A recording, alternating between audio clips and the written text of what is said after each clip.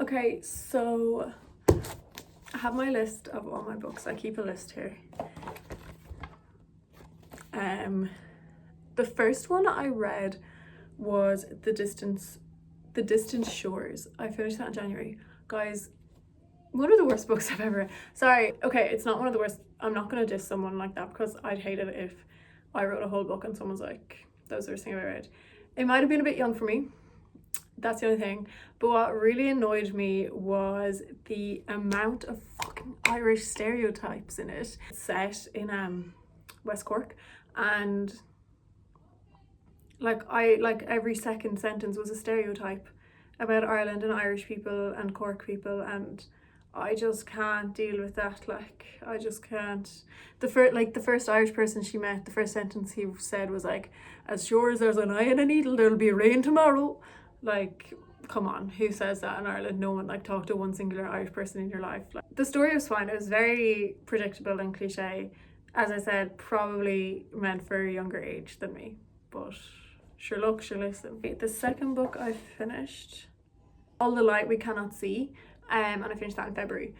This has been made into a movie, I think, and it's coming out soon. It's probably actually out already, but and I know there's a bit of a debate about it. Like, it's very like Nazi heroism kind of thing, heroism, but it is a really good book, and yeah, like, I was very interested to figure out what happened, and it did kind of break my heart a little bit. Like, it is sad. Basically it's the story of, like, it's kind of two sideline narrations kind of thing. Stories of one girl who's in France and is blind, and her dad is like the locksmith or something of the National Museum, and then the other narrative is of an orphan in Germany who's really good at engineering, and he becomes like a Nazi engineer. So there's a bit of debate because, like, yeah, he was just doing it for the engineering, but he still was supporting this Nazi regime, and like, he knew what they were doing and stuff, and like, no one's really innocent. If you're going to be an active Nazi, you're not innocent. Whereas the book kind of paints him as like, oh, I just ended up here because I like electronics and stuff like that. But it is really good. I really enjoyed that. I don't know if I'd read it again though. It is a big book. Okay, the third book I finished at the end of February. It's called There's Been a Little Incident.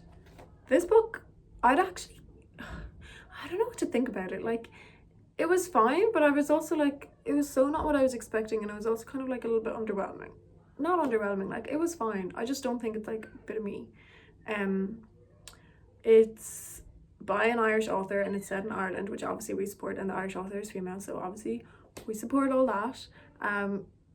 Actually, no, I would recommend this book. I thought it was fine, and it's funny. Like, keeps you guessing. Like, you don't really know what's gonna happen.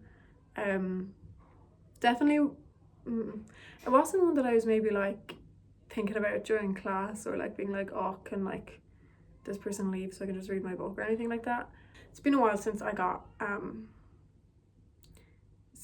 read it, so like, it's been over a year, so I don't know. But yeah. So the next one was Boys Don't Cry, and I also finished that in February. What an amazing book. So amazing. It's really short. You'll read it in like 2 hours maybe. Well, I read it in like 2 hours, depending on your speed of reading and how concentrated you are, but it was so amazing. It's based in Dublin, in the flats, and it's from the point of view of a young lad growing up in the flats. Like, I think he's like 10 or something. But it's class. I was bawling my eyes out. Like, it's so good. It's just amazing, and it's so nice as well to read something that like you're familiar with, that's set in where you live. Set in Dublin, obviously. But yeah, it's so amazing, and the author did such a good job on it, and I'd really recommend it. Like, it's really short, so it's not like a big undertaking, but it is very emotional. So can we take a minute, because I made it to my 9 a.m. this morning and my 10 a.m. Academic weapon. The next one was Tennis Lessons, and I finished that in March. It's the only book I read in March. Let me think back. This was really hard to read, I think, because I can't remember if it's autobiography or if it's fiction, but the protagonist in it made bad life choices continuously. And obviously when you're living it, you don't know it's a bad life choice really until you can like have an idea. But like as a reader, it's very obvious. And also just like it was really cringe, like not cringe, but some of the parts like you would cringe at the way, because she was basically, it's a harrowing read. It's quite hard. The protagonist is mistreated throughout the book, more from like a friendship kind of bullying point of view, and some of the things that they like did to her, whatever, like it makes you go like, oh. So it can be quite difficult. It was a good book. I did need like a day to decompress after finishing it. The sixth one was Acts of Desperation. Finished that in March or in April. I'm not gonna lie, I can't really remember this. Let me look it up to like, oh yeah. Also another female Irish author, which is good, Megan Nolan. I'm not gonna lie, I can't really remember this book. I remember it vaguely, but I can't remember what my opinion is. But that means it wasn't terrible, because if it was terrible I would have remembered it. But sorry guys, I'll probably have to reread that one to give a proper The Hunger Games. I've seen the movies. I actually still haven't seen Mockingjay, but I read the books and like I get it. I get the obsession. I've been obsessed since. The books are so much better than the movies. And The Hunger Games, like, even though it is kind of teenage, young adult dystopian novels, they're insane. They're so good. I was obsessed. And this one I actually really liked reading because myself, Lucy and Charlotte, if it was just me and Lucy, we'd just sit beside each other and read out the same book and like turn the pages together and go through together. And Lucy had already read them and I hadn't, so it was really cool. Like it was really nice. Like she'd be like, oh, like she'd be like hyping me up, and then like she would be able to see my live reactions twice. And then when it was the three of us, one of us, we'd take turns reading aloud. So like we'd be cooking the dinner and like be reading it out loud, and then when my voice got sore I'd give to Charlotte or whatever, which is a really nice way to read books. Just an amazing book, and I'm gonna reread them soon because they're just so good, and you get so much more from the books than the movie. Obviously with everything you get more from a book or a movie, but this one, this puts so much more context to Panem and to Katniss's actions and thoughts and everything, like, and the games are so much better in the book. They go on for like a month in the book, which I didn't know from the movie. I thought it was like a week.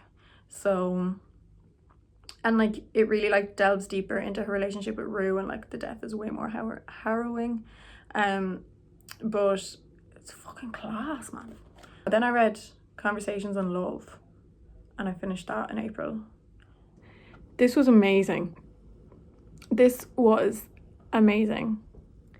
It's non-fiction, and she just interviews a load of different people on their thoughts on love, discusses different aspects of love, like platonic love, friendship love, to romantic, to passionate love. And it's just amazing, and it really changed my perspective in so many ways. And it really showcases how we all desire the great romantic love of our life, but friendship love is the one thing that's constant through our whole entire lives, and that's our greatest love, and not the romantic one. I thought it was amazing. I fucking loved this book. It was so good. I like wanted to reread every chapter after finishing it because it was so like amazing. Hey, fringe alert. I got a fringe. Who's excited? Okay, let's keep going. Number 9 that I read was Lanny, and I finished that at the end of April. This book is really cute, and it's actually, I think it's like meant for people younger, but I really enjoyed it. It's kind of like disjointed. It's the kind of book that you don't really know what's going on. You just have to keep reading, which is really cool. I really liked it. At the first page I was like, what the fuck? But then as it went on I was like, yeah, I like that sort of thing. It's like the sort of books I used to read when I was younger. Like it's kind of the vibes of The Magic Faraway Tree by Enid Blyton, but a little bit weirder and quite short. It's a pretty short book. Like I think I read it in one day. Book number 10 I read was Call Me By Your Name I've never seen the movie of this, and I'd never read the book, but I was in Sweden and I was like, I need a book for my flight home. So, because I had finished the one, Lanny, I had brought Lanny to read, but I finished it so quickly. I finished Call Me By Your Name on April 30th, and it was just so good. The book was so good, and like, obviously it's famous for a reason, but it was just overshadowed by the fact of the pedophilia for me. It was so good, and like the romantic scenes were amazing, but all I could think, there's a squirrel on a tree right outside my window right now. Okay, baby squirrel. Yeah, the book was so good, but whenever like I was enjoying it and was like it was like insanely good, I was just like, oh wow. Like obviously it's the relationship between a 24-year-old and a 17-year-old, and I was just like I couldn't appreciate the art for what it was because it was so pedophiled up, but it was really good. Book number 11 was The Hunger Games Catching Fire. This was fucking class. Like I was just like, I don't need to say how good the Hunger Games books were, because like what I say for one is applies for all of them, but they're just so good. And the love story of Katniss and Peeta is way more in depth in the actual books than in the movie. Like they did Peeta so dirty in the movies, but Catching Fire was really good. I really enjoyed it. I finished that on May 13th. Book number 12 was Mockingjay. I actually didn't know Mockingjay was one book. I thought it was two, because obviously the movie split into two. But again, it's so crazy. Mockingjay is crazy. So much happens, but yeah, anyway, same as before. Book number 13 was East of Eden, and I finished that on June 5th. Wow, I read that quick. May 28th, 29th, 30th, 31st. I read that in 8 days. Actually, I think I'd started it before because it's a fucking big book. Took me so long to read, and I was on placement at this time, so I was just spending all my breaks, because I was on my own, I was just spending all my breaks reading every second of every day.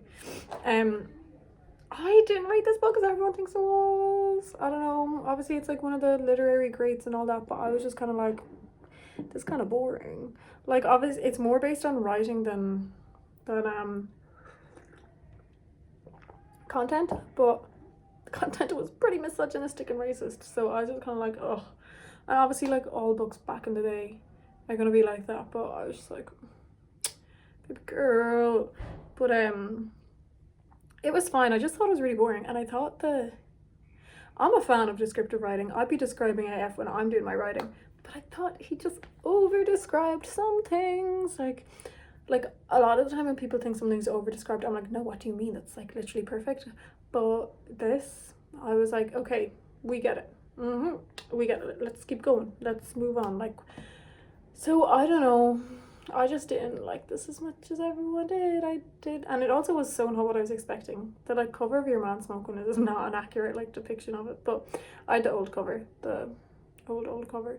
But I mean, it was fine. I'm glad I got to read it. But fucking Slay Queen, the protagonist, like, she was painted out to be a little shithead, but like, go her, make your own way in the world.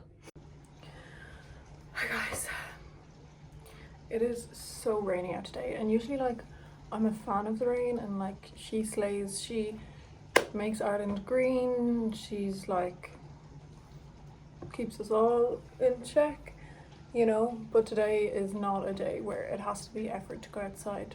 The next one I read was The Librarian of Auschwitz, and I finished that on June 9th. I read this when I was on holidays in Tenerife. I really enjoyed it. It's a really good book. I can't remember exactly what my thoughts were. It's about like it's about a girl who's actually mentioned in the tattoos, and it's like then from her perspective, who was like captured by the Nazis. She's Jewish, and she kind of, it's like one of those little hero stories that you get from the concentration camps. She had a job in like the offices, the SS offices, so she kind of like got her salvation through that and helped others. But yeah, it's good. The next one was Circle of Friends, and I read this in August. This took me so long to read because I was in America, but this is so good, guys.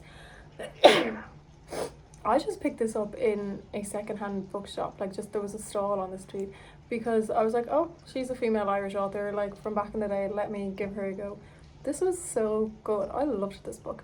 It wasn't like amazing writing or anything. It wasn't like, it's like from what, the 60s or something. So it's quite old, and there are like kind of old fashioned ideas in it, but like it's actually kind of progressive, I'm not gonna lie. Like the main girl goes to college, pretty crazy, and she doesn't marry a boy she doesn't want to marry. But I just really enjoyed it. It's a really big book, and it just goes through this girl and her, like, just her from going in school to college and being an adult. It's fucking hell, the end had a bit of a twist. I did not see that coming. This one that you kind of just read for the enjoyment of reading, do you know what I mean? The next book I read was Room, and I finished that on August 19th. I read this when we were traveling around America. This book was fucking amazing. Like, I actually just couldn't put it down. It was so good. Like, so sad. So much better than the movie, like everything is, because it's from his perspective, so it's from the little boy's perspective. Like, the movie is amazing. But the book is, like, you get so much more detail, and it feels like you're in the room so much longer. Do you know what I mean? And yeah, it's crazy, but it's really good, and it's really fucking crazy that's like, that can be real life. Do you know what I mean? The next book was The Sea Mystery, which I finished on August 26th. This was a weird one. Again, I just picked it up in a secondhand shop in Boston. I think, like, it was good, but it, like, also reading it, I was like, this is stupid. It's like one of those ones from back in like the 60s where it's the detective and he just is like, somehow puts all these strange clues together to make this insane possible outcome, and he's right, kind of thing. Now, the he's right part changes a few times. He makes a few false assumptions, but I predicted it at the start. I was like, oh, I think it's this person, and then, like, as the story went on, I was like, oh no, it's not, but then it was. Maybe I should be the detective. It's kind of a weird book. Like, I wouldn't read it again. I don't necessarily have anything bad to say about it, but I don't necessarily have anything, I wouldn't recommend it, but it's interesting anyways.